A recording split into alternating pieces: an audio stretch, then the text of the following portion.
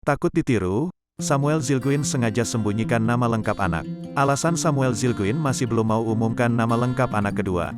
Keluarga Samuel Zilguin dan Franda kini tengah berbahagia sebab baru saja dikaruniai anak kedua yang lahir pada tanggal 31 Mei tahun 2022. Namun, selama itu pula Samuel dan Franda masih merahasiakan nama lengkap anak keduanya dan hanya mengenalkan putri keduanya dengan nama panggilan, yakni Valeya. Saat disinggung soal nama lengkap anak keduanya, rupanya Samuel Zilguin sengaja merahasiakan.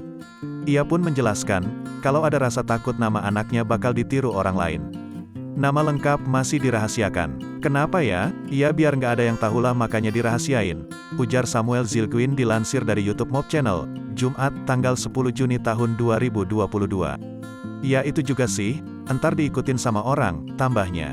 Samuel Zilguin sendiri menyadari kalau mencari nama tidaklah mudah. Sebab setiap orang tua pasti ingin memberikan yang terbaik untuk nama anak mereka.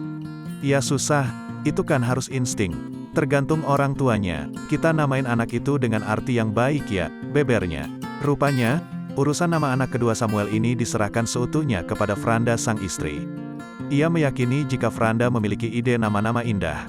Istri sih yang milih, karena gue percaya kalau istri yang ngasih lebih bagus, tandasnya.